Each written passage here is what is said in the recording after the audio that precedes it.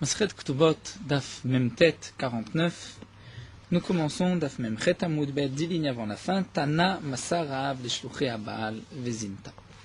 Donc nous avons vu dans la Mishnah précédente, dans la dernière Mishnah, qu'à part la Choupa, qui est donc les Nisuim, le mariage, donc nous avons vu qu'il y a une période de Hiroussine, de fiançailles. Déjà, la femme est considérée comme échetiche, comme femme mariée. Si elle a une relation avec un autre homme, elle commet un adultère, elle sera chayevet mita. Elle est interdite à son mari jusqu'au mariage, jusqu'à la choupa. Et les dinim qui concernent donc les obligations du mari vis-à-vis de sa femme ne commencent qu'à partir des nisuim du mariage de la choupa. Mais nous avons vu que lorsque le père a donné sa fille au messager du mari, donc elle est aussi d'une certaine manière passée d'un domaine à un autre, elle est déjà chez son mari. Nous avons vu pour quel dinim, c'était toute la marloquette entre les Amoraïm, est-ce que c'est pour tous les dinim, elle pourra même manger de la terouma ou pas de la terouma, ou comme Shmuel juste pour le point de Yerusha d'héritage. Et là la Gemara continue sur le din du chiyuv mita, de la condamnation à mort, puisque nous avons vu qu'une jeune fille fiancée qui a fauté avant le mariage sera punie par skila, elle sera lapidée. Une femme mariée qui a commis un adultère sera punie par la peine de mort de chenek, elle sera étranglée. Quel est le din d'une jeune fille, Nahara Ameorasa, qui était fiancée? Il n'y a pas eu encore de choupa, mais le père a donné sa fille au messager du mari. Nous avons vu que c'est comme une choupa. Est-ce que c'est comme une choupa? Donc si maintenant cette jeune fille, donc cette femme, transgresse, va-t-elle être punie par chenek, elle sera étranglée, ou par skila? C'est ce que la Gemara nous dit. Tana, nous avons une braïta. Masar Ra'av Leshluchei Baal, si le père a transmis sa fille aux messagers, aux hommes qui avaient été mandatés par le mari Vezinta, et qu'elle a fauté, commis un adultère, Arizo Bechenek, elle sera condamnée à mort, par la peine de mort de chenek, elle sera étranglée, et non pas skila. Parce que ceci est considéré comme une choupa, dirait-elle, comme mariée, si on peut dire, pour le chiyuv mita. Maintenant, en émulé, d'où est-ce qu'on sait?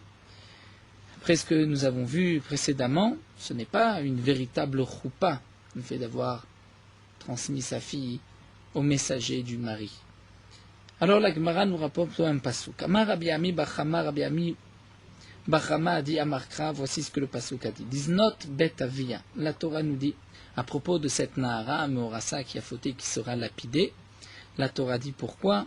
Parce qu'elle a fait nevala, une mauvaise chose, Israël, liznot betavia, de fauter, de faire du znout alors qu'elle était encore chez ses parents. Elle était mariée, mais elle était chez ses parents.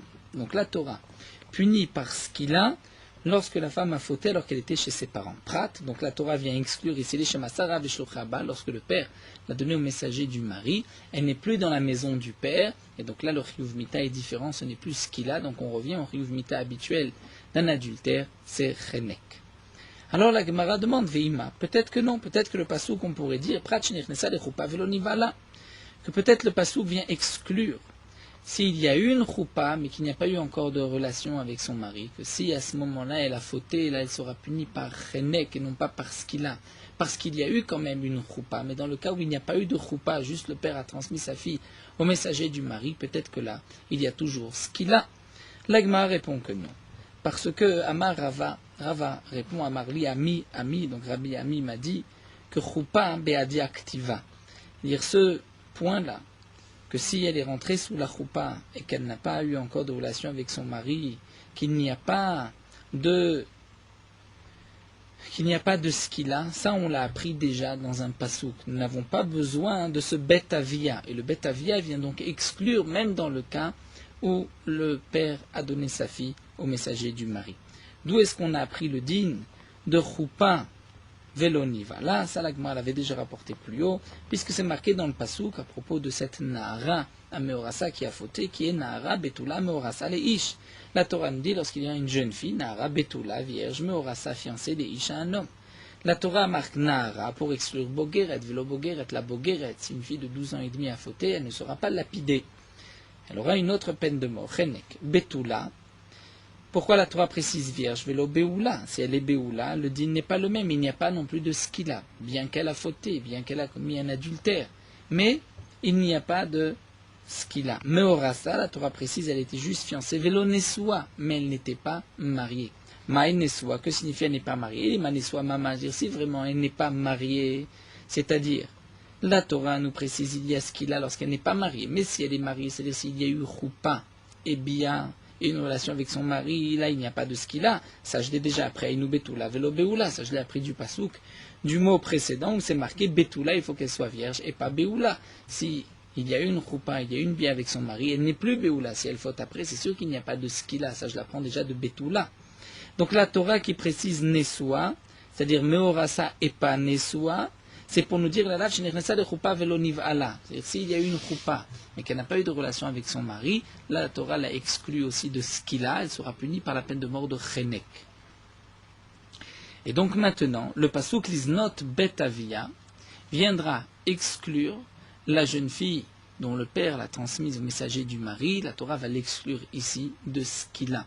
Si elle faute après ce moment-là, elle n'est plus betavia dans la maison de son père, et donc elle sera punie par chenek, comme toute femme mariée qui commet un adultère. Donc on l'apprend de ce pasuk. La Gemara termine et demande Veima Erade Adra le Ben Asha Adra le Milta Kamaita. Alors Rashi nous explique quelle est la question de la Gemara ici. C'est que dans la Mishnah, nous avons vu qu'elle est dans le domaine du père jusqu'au moment où le père va la transmettre, va la donner au mari. Eh bien là, la question que la Gemara pose est la suivante. Si le père a donné sa fille au messager du mari, mais en chemin, elle décide de revenir chez ses parents, elle n'est pas prête encore pour le mariage. Et ensuite, une fois qu'elle est revenue, elle a fauté, elle a commis un adultère, puisqu'elle était déjà fiancée, elle était déjà femme mariée par les Kiddushin. Quel est le din? Est-ce que, là dans ce cas-là, c'est skila ou c'est chenek? Est-ce qu'elle a le statut d'une femme qui est déjà mariée, puisque le père l'a déjà donné au messager du mari, ou non, elle retrouve son statut initial. La Mishnah qui nous a dit Eribirchou Tabal dans le domaine du mari une fois que le père l'a donné, on comprend que même si elle a fait demi-tour, malgré tout, elle reste dans le domaine du mari, elle est sortie du domaine du père. Et donc maintenant, la question de l'Agma est la suivante. Puisque nous avons appris que lorsque le père a transmis sa fille au messager du mari, il n'y a plus de skila. Elle rentre chez le mari. C'est maintenant chenek. Si elle faute ensuite, elle sera étranglée, elle ne sera pas lapidée.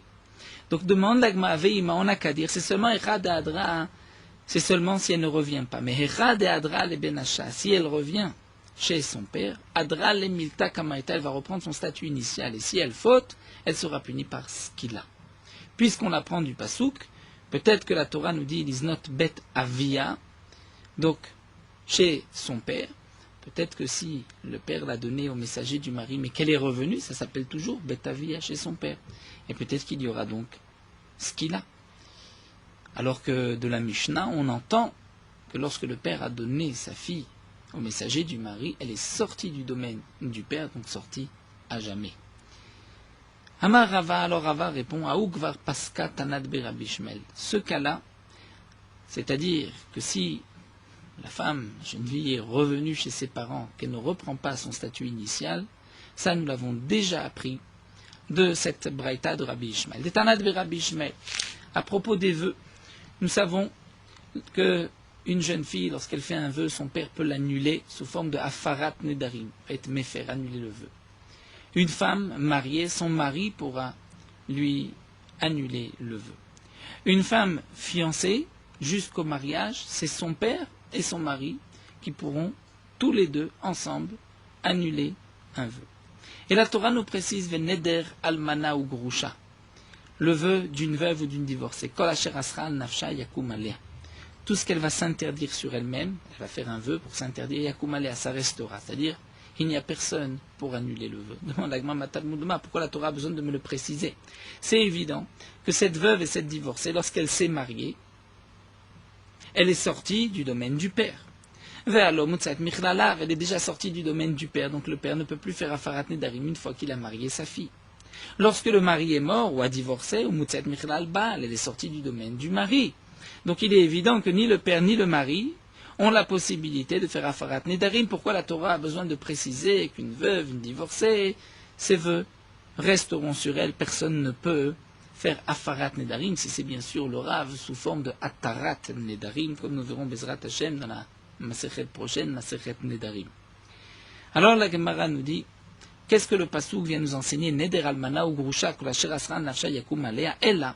Lorsque le père a donné sa fille en mariage, mais il l'a donnée au messager du mari. Ou les messagers du père ont donné au messager du mari. Elle est devenue veuve en chemin ou elle a divorcé. C'est-à-dire que le mari avait décidé de ne pas se marier, en fin de compte, de rompre les fiançailles et de lui donner un acte de divorce. Là, la Torah vient préciser le digne de cette jeune fille. Et Achani Koreba, comment vais-je dire sur cette femme-là? Est-ce que c'est Betavia Shelzo ou Betbaala Shelzo? Est-elle encore rattachée à son père ou rattachée à la maison de son mari, étant donné que le père l'a déjà donnée au mari? Et là, la Torah vient te dire,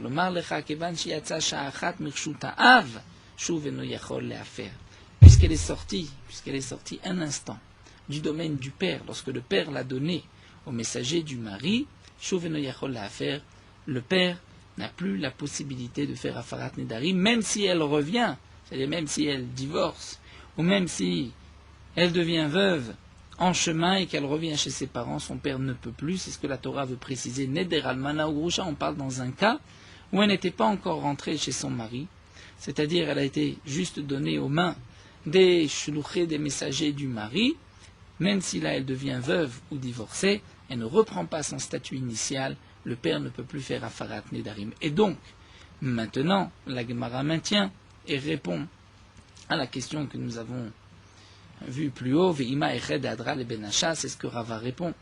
Nous avons vu de ces paroles de Rabbi Ishmael qu'une fois que le père a transmis sa fille au messager du mari, il n'a plus de pouvoir. Elle n'est plus chez lui, ça ne s'appelle plus Betavia, elle est sortie du domaine du père, donc le père ne pourra plus faire Afarat Nedarim, même si elle revient. De même aussi, si elle transgresse, même si elle est revenue et qu'elle transgresse, eh bien, elle n'aura pas la peine de mort de ce qu'il a, elle ne sera pas lapidée, elle aura chenek, étant donné qu'elle est sortie du domaine du père. Donc lorsque la Torah nous a dit Liznot Betavia, la Torah précise bien quand est-ce qu'il y a ce qu'il a, c'est lorsqu'elle est encore chez ses parents. Elle est chez son père. Mais lorsque le père a transmis sa fille, a donné sa fille au messager du mari, même si elle faute par la suite, et même si elle décide de revenir, elle change d'avis, elle sera punie par la peine de mort de chenek, tant qu'elle n'est pas divorcée, mais pas de skila. Voici donc la conclusion de la Gemara. Et la Gemara va nous rapporter des preuves à cela. Rav Papa nous dit, Afanana Metanina, nous avons aussi enseigné dans une braïta. Abba Nara Morasa, si un homme a une relation avec une jeune fille qui était fiancée, donc elle a reçu les kiddushin, no chayav achete Nara betula meorasa. Il n'est chayav que si elle est, donc Nara, jeune fille, betula, vierge, meorasa, fiancée par les kiddushin, vive betavia et qu'elle est chez ses parents. Demande l'agma, que signifie cette braïta? Bishlama Nara, on comprend, velo bogeret, pas si elle a 12 ans et demi. Betula, velo beula, seulement si elle est vierge. Pas si elle ne l'est pas. Meorasa velo nesua, fiancée, pas si elle est mariée. Mais betavia, qu'est-ce que la braïta veut nous dire? Les maotemai. N'est-ce pas, lave les maotemai, sarab et shluchaba, n'est-ce pas que ce pasouk vient nous dire que si le père l'a donné au shluché à Baal, eh bien dans ce cas-là, elle n'a plus de skila, c'est à ce moment-là, chenek, comme le dit la braïta. Amarav Nachman, Baritzrak, Nachman, Tzrak, Ndiafanna, Metanina, nous avons aussi enseigné dans une braïta, Abal et Shetish, si un homme a une relation avec une femme mariée, Kevan Shenichnesa l'Irshut Abal et Nisuim, lorsque cette femme est rentrée dans le domaine du mari, les Nisuim, en tant que mariée, va faire picher Nunivala, même si elle n'a pas eu de relation avec son mari, mais il y a eu, donc la Choupa, Abal et Arizo Bechenek, si quelqu'un a une relation avec elle, sera puni par Chenek, et donc, que signifie Kevan shenichnesa l'irshut Baal le nisuim, c'est-à-dire nichnesa l'irshut Baal be'alma, c'est-à-dire dans tous les cas possibles. Ce n'est pas marqué nichnesa l'echoupa, c'est marqué elle est rentrée dans le domaine du mari. Donc domaine du mari, ça veut dire même si le père a donné au messager du mari. Donc Shema Mina, on voit que dès que la femme a été donnée au messager du mari. Elle va donc maintenant prendre le statut d'une femme mariée. Si elle transgresse, elle sera punie par Chenek et elle ne sera pas lapidée. Shmamina, donc on rejoint ce que nous avons vu dans la Braïta précédente. Nous continuons avec une nouvelle Mishnah, une nouvelle Sugya. Nous allons commencer cette Sugya importante. Est-ce qu'un homme a l'obligation de nourrir ses enfants? La Mishnah nous dit Ha'av, le père, eno chayav bemezonot bito. Le père n'a pas l'obligation de nourrir sa fille. Donc bien sûr, ne tirons pas tout de suite des conclusions de cette Mishnah, voir toute la Gemara, tous les dinim. La Mishnah nous dit donc le père n'a pas l'obligation de nourrir sa fille de son vivant, précise bien Rashi.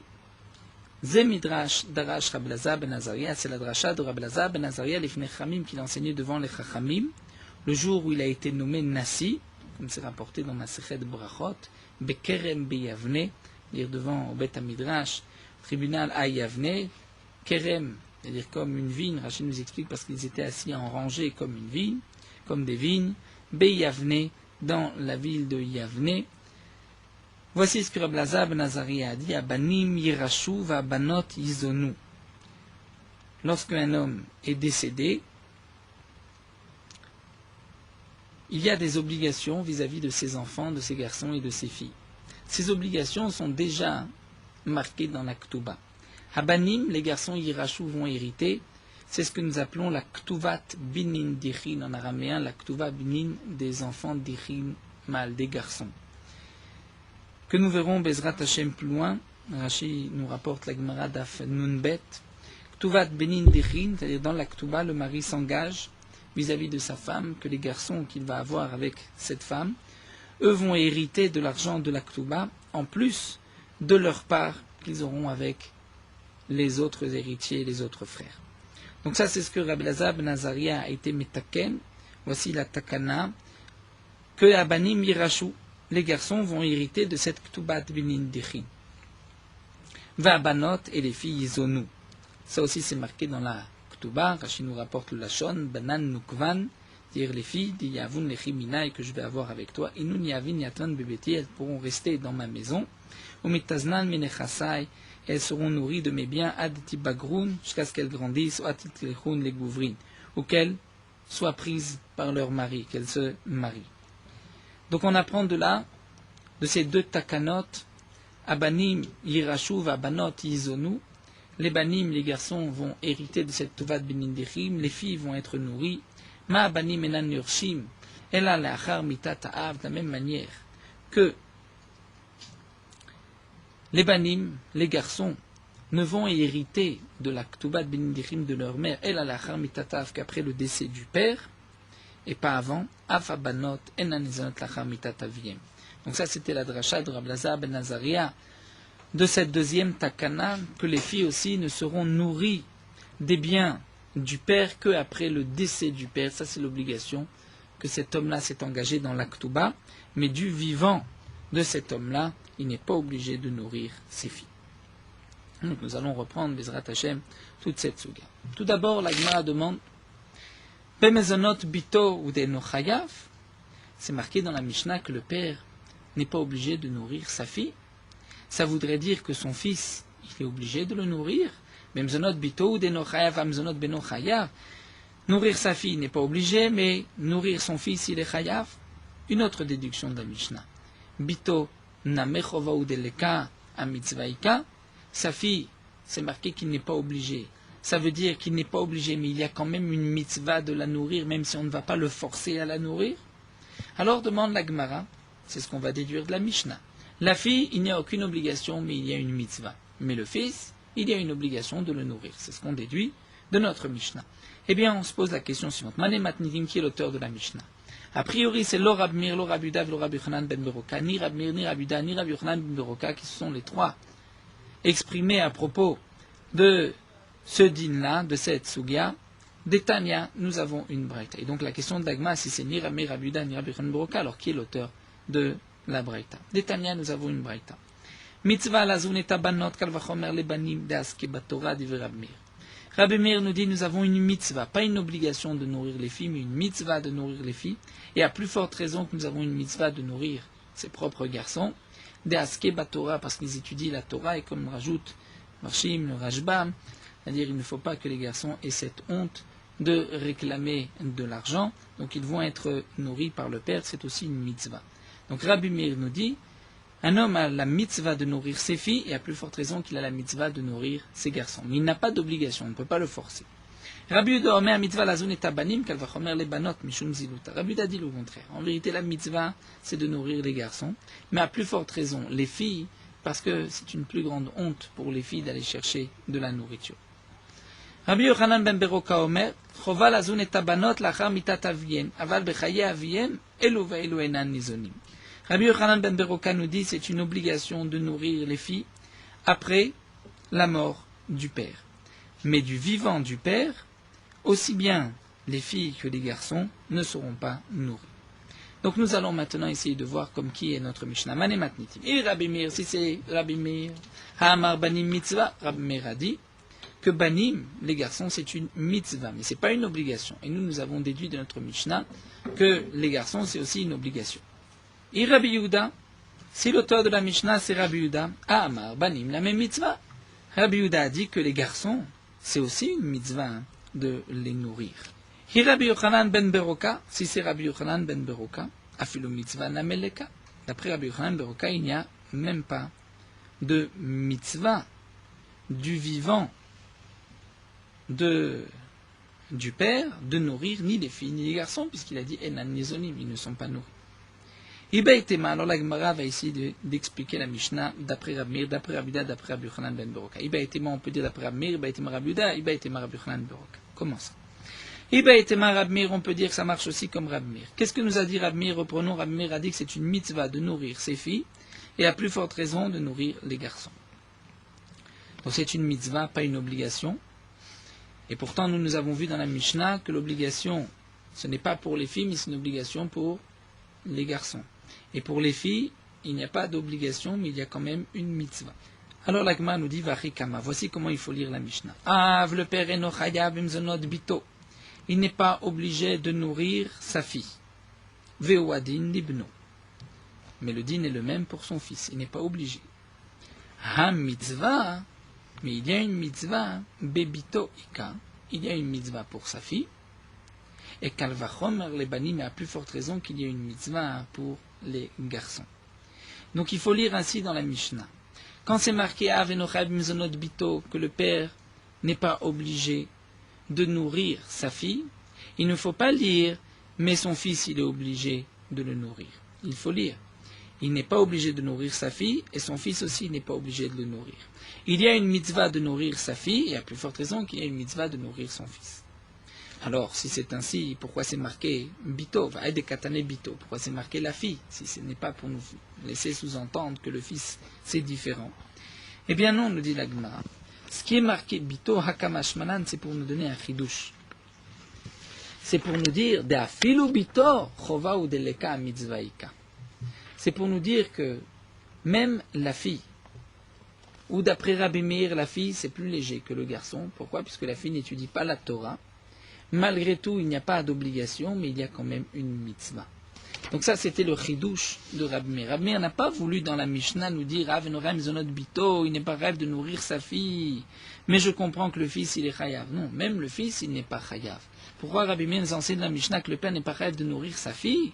C'est parce qu'il voulait dire il n'est pas chayav de nourrir, mais il y a quand même une mitzvah. Et ça, c'est un chidouche qu'il voulait dire pour la fille, parce que j'aurais pu croire que la fille, même une mitzvah, il n'y en a pas. Donc on a pu expliquer notre Mishnah d'après Rabbi Meir. On peut expliquer la Mishnah comme Rabbi Yehuda. Qu'est-ce que nous a dit Rabbi Yehuda? Rabbi Yehuda a dit dans la Braïta que c'est une mitzvah de nourrir les garçons et à plus forte raison les filles. Mais ce n'est qu'une mitzvah. Et dans la Mishnah, on a voulu déduire que pour les garçons, c'est une obligation. Eh bien, on va expliquer comme Rabbi Yehuda. Voici comment il faut lire. Le père n'est pas chayav de nourrir sa fille.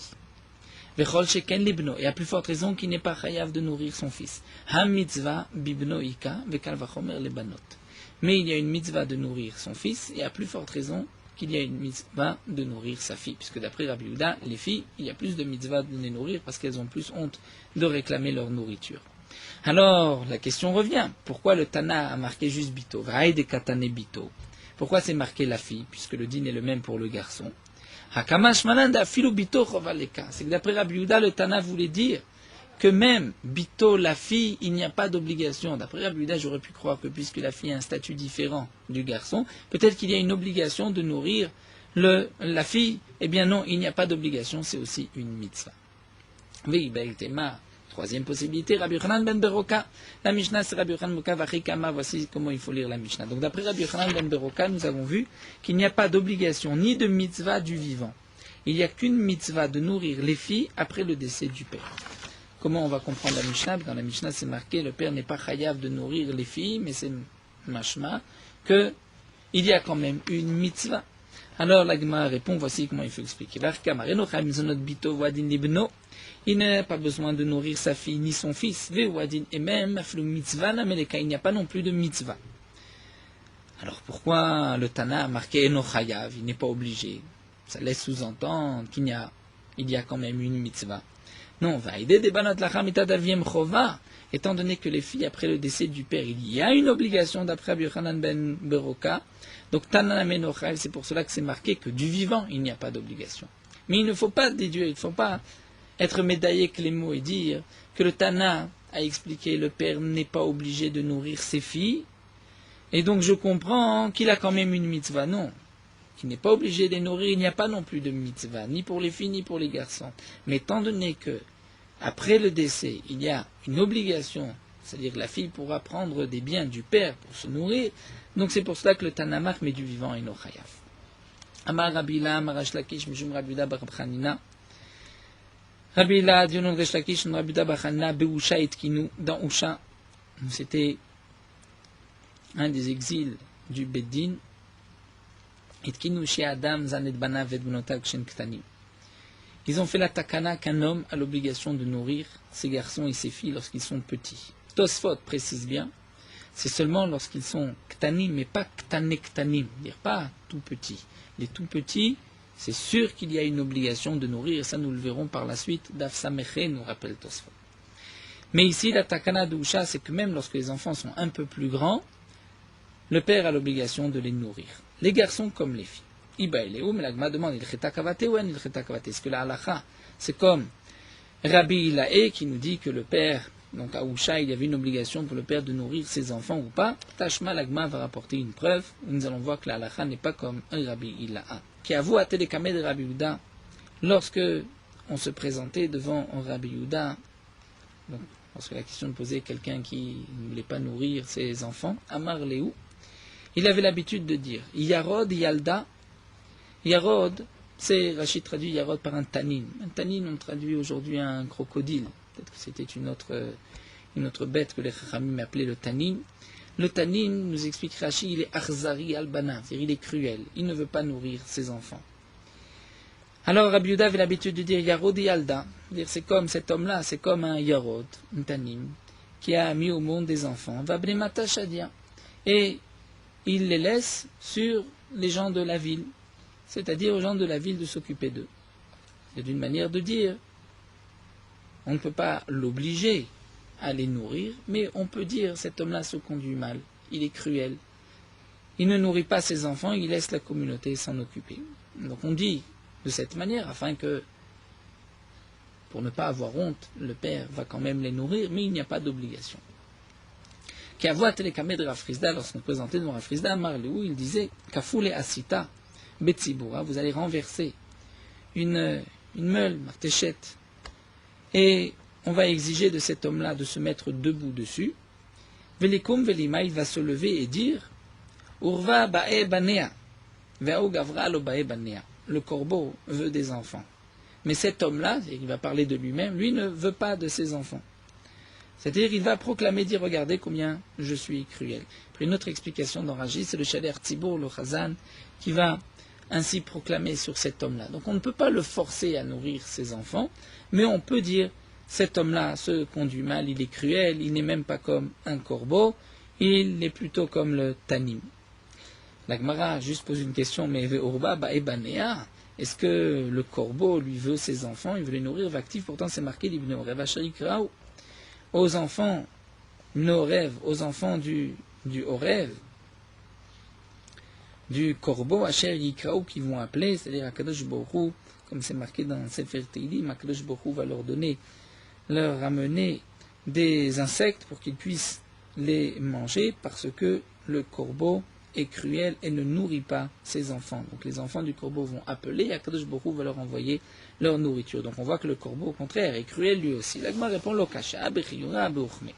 Tout dépend s'ils sont blancs ou noirs. Rashi explique que lorsque le corbeau naît, il est d'abord blanc, et là les parents ne l'aiment pas, et c'est seulement lorsqu'il grandit qu'il noircit, c'est à ce moment-là que le père et la mère aiment leur enfant. Donc le pasuk d'Ibn Ravashi Ikraou, c'est lorsqu'ils sont encore petits, et ce qui est marqué Urva, le corbeau Baébana veut ses enfants, c'est lorsque les enfants sont plus grands. Tosfot explique différemment qu'il y a deux sortes de corbeaux, il y a des blancs et des noirs.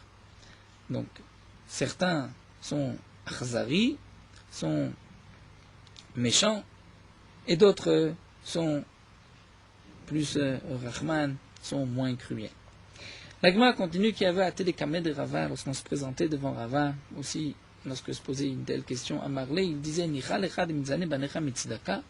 c'est-à-dire tu veux que tes enfants soient nourris de la tzedaka, tu ne veux pas toi les nourrir, tu veux qu'ils soient nourris de la tzedaka. Donc encore une fois, on voit que la halakha, c'est qu'on ne va pas obliger un homme à nourrir ses enfants, mais on pourra faire en sorte qu'il les nourrisse, c'est-à-dire lui faire honte et proclamer que cet homme-là est un homme cruel. Velo Amran, mais tout ce qu'on a dit qu'on ne va pas le forcer, c'est seulement il a de Hamid qui n'est pas riche. Aval Hamid, mais s'il est riche, Kafin, al-Koché, on va l'obliger à nourrir ses enfants, parce que c'est pas moins que de la tzedaka, et on peut obliger un homme à donner de la tzedaka. Qui a des Rava, comme on voit que Rava Kafil Rav Natan Barami, il a forcé Rav Natan Barami, Vafik Mine Arba Meazouzel li tzedaka. Il a forcé à donner 400 zouz à la tzedaka. Donc on voit, pour la tzedaka, qu'on peut forcer à donner de la tzedaka. Donc cet homme-là qui ne veut pas nourrir ses enfants, s'il est riche, on va l'obliger à donner de l'argent, parce que cet argent, c'est pas moins que de la tzedaka. Amar Rabbi Ila.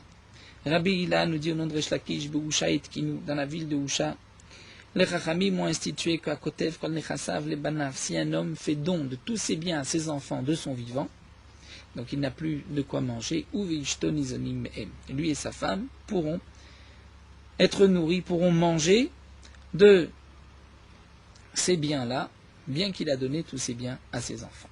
Matkifla Rabbi Zira Vetema Rabbi Shmuel Bar Nachmani. Rabbi Zira, et d'après certains, c'est Rabbi Shmuel Bar Nachmani qui va objecter. Sur ce chidouche de Rabbi Ilaé, qui nous dit que les Chachamim à Usha ont institué que bien que cet homme a fait don de tous ses biens à ses enfants, lui et sa femme pourront être nourris de ses biens. Voici la question de Rabbi Zira. Gdolam Izo Amrou. Plus encore que cela, on a dit que Almanato Nizonet Minechasav, que sa veuve pourrait être nourrie de ses biens. Est-ce que lui et sa femme, on a besoin de le dire? C'est-à-dire, a-t-on besoin d'une takanat chachamim pour cela? Nous allons voir que c'est bien plus évident. Nous n'avons pas besoin d'une takana. Pourquoi? Les shalach Ravin beigraté.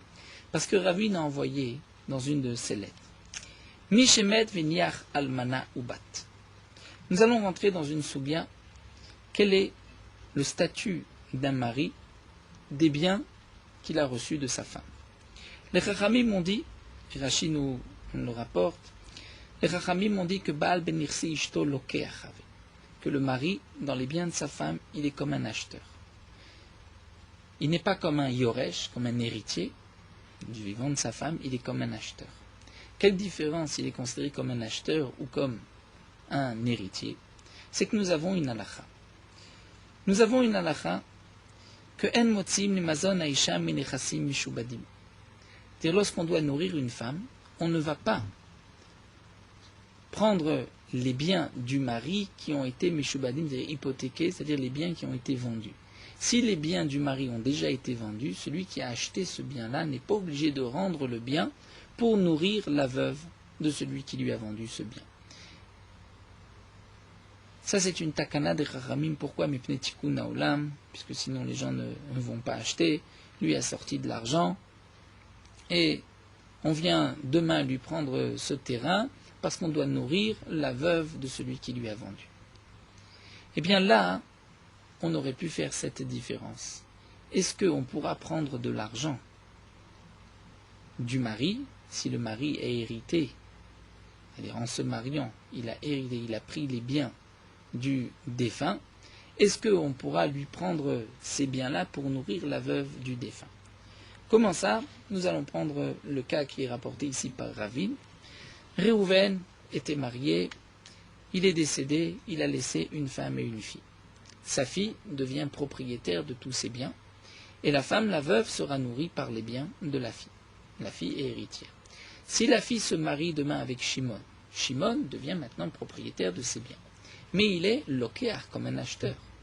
S'il est lokéar, on devrait dire, logiquement, qu'on ne prendra pas maintenant de ces terrains, de cet argent, pour nourrir la veuve de Réhouven, bien que ce sont les terrains de Réhouven que la fille de Réhouven a hérité, et qu'aujourd'hui Shimon, en se mariant avec la fille de Réhouven, a acheté, puisque c'est la vente des Chachamim, a acheté ses biens. Donc on devrait dire que peut-être la veuve va être nourrie, c'est ce qui serait logique, mais les Chachamim nous ont dit que le mari est comme un locaire, comme un acheteur, donc on ne pourrait pas prendre de ses biens pour nourrir la veuve, puisque c'est la takana des Chachamim que le mari est comme un acheteur. Eh bien là est le chidouche de Ravin, qu'on va nourrir la veuve de ces biens-là, bien que généralement les Chachamim ont donné comme statut au mari, c'est un acheteur, et il n'est pas héritier, mais là on va lui donner le statut de héritier. Pourquoi? Nous allons le voir, c'est ce que la Gemara va nous expliquer. Donc Rabbi a enseigné Mishemed vini achalmana, celui qui est mort et qui a laissé une veuve, donc Réhouven a laissé une veuve Oubat et une fille, eh bien almanaton izonet menechasav, la veuve sera nourrie de ses biens, malgré que les biens appartiennent maintenant à la fille. Ni cette abat, la fille s'est mariée, les biens vont appartenir au mari. Eh bien malgré tout almanaton izonet menechasav, la veuve de Réhouven sera nourrie de ses biens. Les Chachamim m'ont dit que le mari, dans les biens de sa femme, a un statut d'acheteur. Eh bien, pour cela, il n'a pas le statut d'acheteur, il a un statut d'héritier pour ne pas faire perdre à la veuve. Un autre cas, plus encore, si la fille est décédée, Meta Abat, Amar Rabbi Yehuda ben Achoto shel Rabbi Yosef Rab Chanina. Donc là, le mari va hériter de tous les biens. Rabbi Yehuda ben Achoto, Rabbi Yehuda, le fils de la sœur de Rabbi Yosef Rab Chanina, a dit Aliadi Ayamase. Moi, j'avais cette question qui s'est posée, Ve'amrou, et on a dit Almanaton, Nizonet Mechasav, la veuve sera nourrie de ses biens. Et donc maintenant, voici la question de Rabbi Zira. Puisqu'on a vu dans ce cas-là que lorsqu'un homme est décédé, même si la fille va hériter des biens, et que le mari ensuite va hériter, va être comme un acheteur dans les biens en se mariant, donc ce Shimon avec la fille, eh bien on voit que la veuve sera nourrie de tous ses biens. Si c'est ainsi, mais voyez, est-ce qu'on a besoin de dire que si un homme offre à son fils, il fait don de tous ses biens à son fils, que lui et sa femme pourront être nourris de ces biens-là? Donc quelle est la takana de Chachamim? Et Rashi précise bien, même si on a dit que lorsqu'on fait un cadeau, c'est comme un achat, et donc si c'est comme un achat, donc on ne pourrait pas prendre ces biens pour nourrir cet homme-là et sa femme, malgré tout, on peut faire une différence. C'est que là-bas, c'est comme un mecher pour tout ce qui est question d'hypothèque, parce qu'on pense que généralement un homme ne fait un cadeau que s'il a reçu quelque chose en échange. Mais là, pour son fils, on ne peut pas dire une telle chose. Ce n'est pas un mecher, ce n'est pas une vente. Donc c'est comme un héritage. Il est évident que dans ce cas-là, bien que le père a fait don de tous ses biens à son fils, il pourra lui et sa femme être nourris de ses biens. Alors la Gemara répond, la Gemara nous dit non. Nous avons eu besoin de la takana de Chamim. Pourquoi? Maudetema, j'aurais pu croire qu'il y a une différence. Atam ou deleka de tarach. Là-bas, dans le cas de la veuve, si on ne nourrit pas la veuve des biens de Réhouven, qui sont maintenant dans les mains de Shimon, alors personne ne va s'occuper de cette veuve. Donc c'est pour cela que les Chachamim m'ont dit, malgré que le mari a un statut d'acheteur et qu'on ne devrait pas prendre, on va lui donner le statut d'héritier. Avalacha, mais ici, mitrach, les dida. On aurait pu croire que lorsqu'un homme a fait don de ses biens à son fils, eh bien à lui de se débrouiller et d'aller chercher de quoi manger pour lui et pour sa femme. Et on ne va pas prendre de cet argent. Kamash malan, qu'on va prendre de cet argent. Donc la Gemara termine maintenant. Il va aller où il cheta kavate ou l'et il cheta kavate. Est-ce que la halacha est comme ce deuxième Rabbi Laé qui a rapporté que Aousha c'était la takana, que même si quelqu'un a fait don de tous ses biens, il pourrait être nourri de ses biens? Eh bien la Gemara nous rapporte que non, la halacha n'est pas comme Rabbi Laé, il ne pourra pas. Tashma de Rabbi Hanina et Rabbi Yonatan, parce que Rabbi Hanina et Rabbi Yonatan de Kaimé étaient debout à terre au Gavra, un homme est venu Gachin, il s'est penché, Venashke, les Rabbi Yonatan Akari. Il a embrassé les pieds de Rabbi Yonatan. Amarle Rab Chanina, Maïhaï, Rab Chanina s'étonne pourquoi est venu cet homme-là à t'embrasser les pieds. Amarle, il lui a dit parce que Kotev Nechasav le Banavu. C'est un homme qui a fait don de tous ses biens à ses enfants. Vasitinu lesne, et j'ai forcé le fils à nourrir son père. Il n'était pas obligé, mais je me suis démené pour lui, pour que le fils aille lifnim mishuratadin, un peu plus que le din, donc il n'était pas obligé, et donc c'est pour cela que cet homme-là est venu m'embrasser les pieds. Donc nous dit l'agma, yama bishlama lavdina, si tu dis que ce n'est pas l'alacha, le fils n'est pas obligé de nourrir son père, mishumachi, sinon je comprends pourquoi il a été obligé de le forcer. Et la yamata dina, hasinu bae, mais si tu dis que c'est l'alacha, est-ce qu'il avait besoin de le forcer, est-ce que lui devait maintenant le remercier? Il n'a fait que d'appliquer la halakha. Donc de là, on peut déduire que la halakha n'est pas non plus comme ce deuxième Rabbi Laï. La Gemara continuera, nous verrons Bezrat Hashem, on va encore quelques mois de Rabbi Laï, les takanot de Usha. Donc là, nous avons vu deux takanot importantes. Rabbi Laï rapportait qu'à Usha, on a été métaken, qu'un homme a l'obligation de nourrir ses enfants, ses filles et ses garçons lorsqu'ils sont petits, mais la Gemara nous a rapporté que l'homme n'est pas obligé, la halakha n'est pas comme Rabbi Laï, mais on fera en sorte que le père donne quand même à manger à ses enfants, parce que comme nous l'avons vu, on va proclamer que c'est un homme cruel. Deuxième point de Rabbi Laï au nom de Resh Lakish, qu'à Usha on a été métaken, que celui qui écrit, qui donne tous ses biens à son fils, il pourra lui et sa femme être nourris de ses biens. Nous avons vu que ce n'est pas la halakha. Dans ce cas-là, Rabbi Yonatan avait fait, s'était démené pour cet homme-là, avait forcé le fils, l'ifnim mishuratadin, mais l'obligation, le din est que le fils n'est pas obligé de nourrir ses parents. Voilà, nous allons nous arrêter ici, mais on reprendra Bezrat Hashem avec une autre takana de Usha, aussi concernant l'interdiction de dépenser trop d'argent à la tzedaka, à l'ibazvez yoter mechomesh, pas plus qu'un cinquième. Nous poursuivons avec Merot Halacha, Daf Memtet. Dans la Gemara, nous avons une machloket. Si un goy achète un terrain en Eretz Israël, un non-juif achète un terrain en Eretz Israël, est-ce que le non-juif a un kinyan, c'est-à-dire le terrain lui appartient au point qu'il n'y a plus de kedusha de la terre pour le commandement du Trumot ou Maasrot? Le Rambam et le Shulchan Aruch ont été posés que même si un non-juif achète un terrain en Eretz Israël, ce qui va pousser sur son terrain garde la Kedusha d'Eretz Israël, et donc nous devons appliquer les dinim, donc de Trumot ou Maasrot, sauf si c'est bien sûr le goy qui a, le non-juif qui a terminé, qui a fait ce qu'on appelle le Gemar Melacha. Là il y a un ptor, puisque c'est le goy qui a terminé, mais si on a acheté la récolte avant que le non-juif termine cette récolte, nous avons une obligation de prélever le Maaser.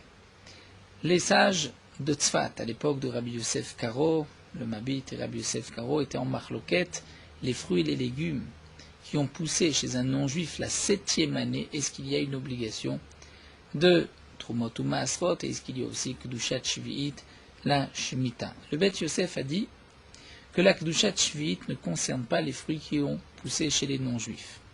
Ce qui est marqué que la Kedusha de Eretz Israël ne disparaît pas, la sainteté d'Israël, lorsque un non-juif achète le terrain, c'est seulement lorsque le Israël rachète le terrain. Donc lorsqu'il rachète le terrain, la Kedusha reste sur la terre et sur les fruits.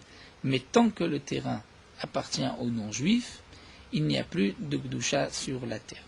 Et donc il n'y a pas de Shemitah. D'après le Mabit, même la production d'un non-juif pendant la Shemitah reçoit la Kedushat Shvi'it, puisque le non-juif ne peut pas enlever la sainteté d'Eretz Israël, même lorsque le terrain lui appartient. Certains disent que le Beth Yosef avait changé d'avis vers la fin de ses jours, mais malgré tout le Birkei Yosef dit que non, que le Beth Yosef n'avait pas changé d'avis, le Chida donc dit que le Beth Yosef n'avait pas changé d'avis, bien que le Chazon-Ish considère que même Rabbi Yosef Karo avait changé d'avis. À Yerushalayim, nous avons l'habitude, comme le Beth Yosef, et donc sur les fruits des non-juifs, il n'y a pas de Shemitah. Le Chazon-Ish, malgré tout, a institué dans beaucoup d'endroits de maintenir la Shemitah, même sur les fruits des non-juifs.